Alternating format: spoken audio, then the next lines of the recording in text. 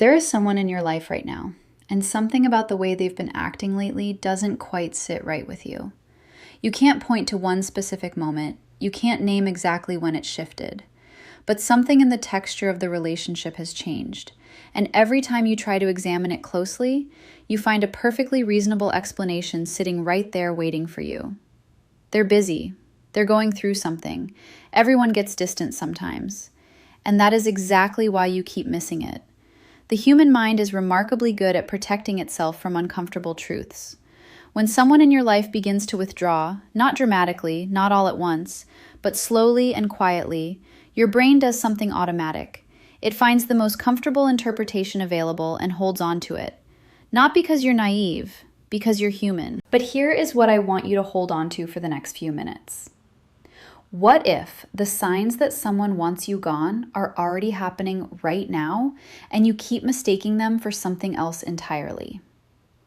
By the time this video ends, you will be able to look at any relationship in your life, friendship, romantic, family, and know with calm, clear certainty whether someone is psychologically exiting it. Not based on gut feeling, based on what you can actually observe. Think about the last few real conversations you had with this person. Now ask yourself, who was doing most of the work to keep it alive? There is a specific texture to a conversation with someone who is still genuinely invested in you. They ask follow-up questions, not because they feel obligated to, but because something you said genuinely caught their attention and they want to know more.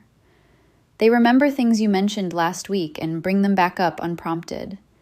They introduce new threads, something they saw, something they thought about, something that reminded them of you. When that stops, the conversation doesn't disappear, it just changes shape. What you get instead are responses designed to land, not to continue. Short answers that acknowledge what you said without building on it. Replies that close the door politely but firmly.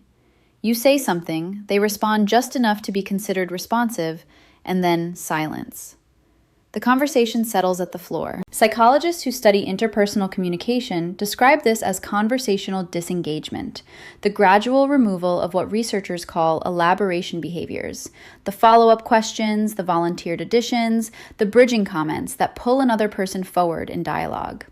When those disappear, the exchange still technically functions, but it functions like a formality, like filling out a form. Here is the specific detail to watch for. It is not the length of their replies. Some people are naturally brief. It is whether their replies contain any energy directed back toward you. A short message that ends with a question, even a simple one, signals continued presence. A longer message that contains no question, no invitation, no opening for you to re-enter, that signals managed distance. Of course, context matters here. Everyone has periods where they go quiet, where life narrows their attention and conversation becomes an effort rather than a pleasure. A week of short replies after someone loses a job or goes through a health scare means something very different from 6 weeks of the same pattern after nothing has changed. 1 quiet week is data. 6 quiet weeks is a pattern. What most men do when they notice this shift is try harder. They send longer messages. They ask bigger questions. They try to reintroduce the warmth they feel is missing. And that effort, which comes from a genuine place, almost always accelerates the withdrawal because it requires the other person to manage an increasingly uncomfortable gap between what you are offering and what they have already decided internally. The conversation is not broken. The intention behind it changed. But conversation patterns only tell part of the story because some people go quiet with words while doing something very different with their time. And that gap is where the second sign lives. They're not busier than they used to be. Their life didn't suddenly fill up. What changed is where they're choosing to spend the hours they've always had. This sign is harder to catch because it is built on absence, and absence is difficult to see directly. You don't see them being somewhere without you. You just notice, gradually and uncomfortably, that they are consistently unavailable at the times you'd naturally expect them to be present. Social psychology has a name for what happens when someone begins a relational exit. Researchers call it graduated withdrawal. a process where a person systematically reduces access and availability in increments small enough that each individual step seems explainable on its own. The genius of this mechanism, and I use that word carefully, is that it places the burden of interpretation entirely on the person being withdrawn from. Each step looks reasonable, only the pattern is damning. Watch for this specifically. It is not that they cancel plans. Cancellations are visible and require explanation. What graduated withdrawal looks like is the quiet expiration of the window where plans would normally be made. They don't cancel, they never quite confirm. They're available, theoretically, but the timing is always slightly off. You suggest something, and they express interest without locking anything down. Then the moment passes. And then it happens again. There is a related behavior that accompanies this, and it is easy to miss because it sounds like consideration. They become very good at offering future availability. Next month is better for me. Let's plan something for after things settle down. The future is always more available than the present, and the present never seems to resolve into that future. Now, you might be thinking, couldn't this just be someone who is genuinely overwhelmed, genuinely overextended? And sometimes, yes. Some people go through seasons of life where everything contracts and relationships temporarily move to the background. But here is the detail that separates a temporary contraction from a deliberate one. What happens to the other relationships in their life during the same period? If they are genuinely overwhelmed, their availability shrinks across the board. Social media goes quiet. Other people notice the same withdrawal. Their world contracts uniformly. But if you look carefully and find that their schedule is actually quite active, just active in directions that don't include you, what you are seeing is not overwhelm, it is prioritization, and you are not on the list. The first sign and this sign are connected. Communication thins out, and then time reorganizes. One without the other can still be explained. Both together begin to form something you cannot comfortably explain away. Remember what I said at the start, that the signs are almost certainly already present in your life, and that you have been reading them as something harmless? You are starting to see what that something actually is. The first two signs can still be explained away. People get distant, life gets complicated. But the third sign is the one that removes all doubt, because it operates below the level of conscious behavior. There are things people do, small, almost invisible things, that mean they are still choosing you. And when those things quietly stop, something has already been decided. This is the sign that most explanations skip over entirely. It is not dramatic enough to describe easily. It does not look like a fight or a cold shoulder or an obvious change. It looks like the ordinary texture of a normal relationship, except that something is quietly absent from it. And once you know what to look for, the absence is unmistakable. Behavioral researchers have studied what they call relational maintenance behaviors, the small voluntary actions people take to signal continued investment in a relationship. Not the big gestures, the small ones. The extra text sent not because something required a response, but because they thought of you. The detail from a conversation 3 weeks ago that they remembered and brought back up. The check-in with no agenda, just, how are you doing, genuinely? These behaviors are significant not because of what they communicate consciously, but because of what they reveal unconsciously. You cannot really perform them sustainably if the underlying investment isn't there. They require you to be holding space for another person in your mind, to have them occupying some portion of your attention, even when they are not in front of you. When someone begins to want distance, these are the first things that disappear. Before the tone changes, before the availability shrinks, before anything visible enough to name. The reaching stops. Here's what this looks like at the level of specific observable behavior. The check-in texts that used to appear without reason stop appearing. The small, this made me think of you moments, a link, a photo, a reference, go quiet. When you are together, the goodbye becomes efficient rather than warm. Not cold, efficient. The conversation that used to extend naturally past the moment it could have ended now ends exactly when it could. Nothing extra. Nothing that costs them anything emotionally. There is also a physical dimension to this that is worth naming. The body tends to orient toward the people we are still emotionally present with.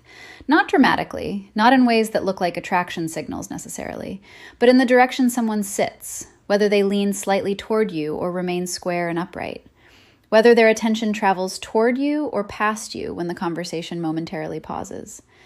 When someone is still choosing you, their body has a quality of restful attention in your direction. When they are not, the posture often becomes slightly more formal, slightly more self-contained, in a way you might describe only as something feels different, without being able to explain what. The reason this sign is the most diagnostic is that it is almost impossible to fake over time. A person can manage their words carefully, they can control their schedule, but the small, reaching behaviors of genuine investment, the ones that require you to be thinking about someone when you are not with them, those cannot be performed indefinitely without the underlying feeling that generates them. Their absence tells you something the person may not even have fully articulated to themselves yet. This is the sign most men not only miss, but explain in reverse. When the reaching stops, the natural instinct is to reach more in the other direction, to fill the gap, to restart the warmth. And what that misses is that the gap itself is the message. Something has already been decided. The behavior is simply the evidence of the decision, arriving quietly before any announcement. Knowing someone is pulling away doesn't mean you have to pull away first. It means you can stop pretending you don't see what you see. There is a particular kind of exhaustion that comes from being in a relationship, any kind of relationship, where you are doing the emotional accounting for both people, where you are the one tracking what's wrong, the one trying to recalibrate, the one wondering what shifted and whether it can shift back. That exhaustion is not weakness. It is the natural result of carrying something that was designed to be shared. What clarity gives you is not a reason to leave. It gives you a choice, and choice is the thing that exhaustion takes away. Once you have recognized the pattern, communication thinning, availability reorganizing, the small reaching behaviors going quiet, there are 3 positions you can take, and each of them is valid depending on what you actually want from the relationship. The first is what I would call a behavioral test. Not a confrontation, not a demand for explanation, but a deliberate, quiet reduction in your own output. You stop initiating for a defined period. You respond warmly when they reach, but you do not reach first. What this reveals is whether the connection has any self-sustaining momentum left in it, or whether it has been running entirely on your energy. Most people find the answer in about 2 weeks. The second position is creating honest space, a direct but low-pressure conversation that names what you have noticed without assigning blame. Not, you have been distant and I want to know why, which puts them on trial, but something quieter. I've noticed things have shifted between us. I don't need an explanation. I just wanted to name it.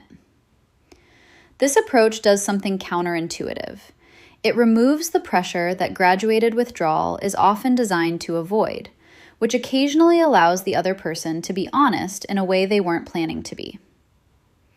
The third position, and sometimes this is the right one, is making a quiet internal decision about your own investment level, without requiring any external resolution at all.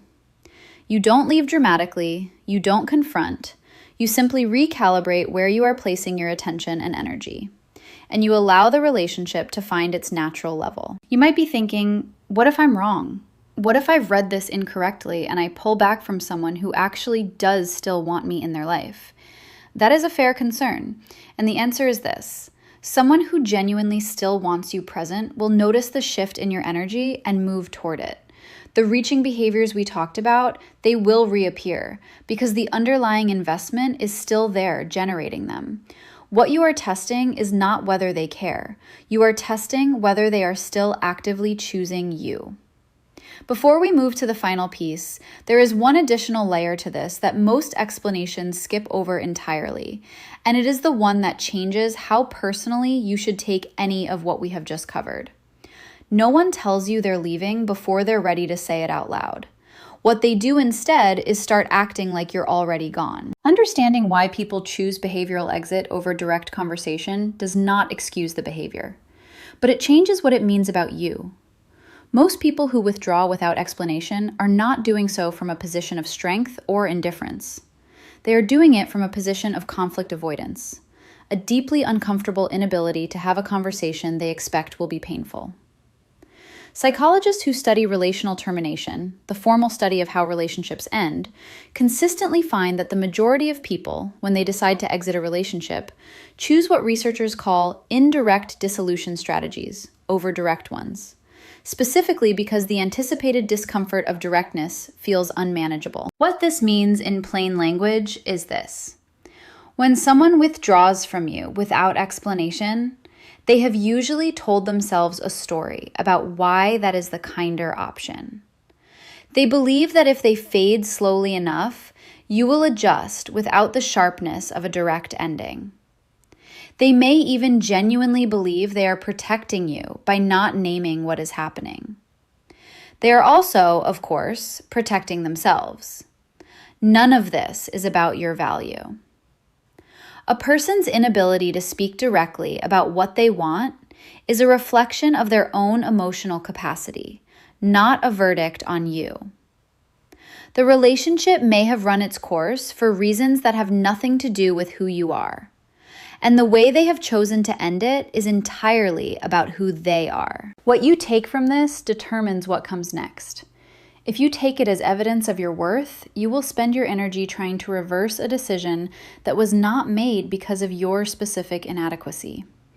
If you take it as information about the relationship and the person, neutral, observable, useful information, you can move with it rather than against it.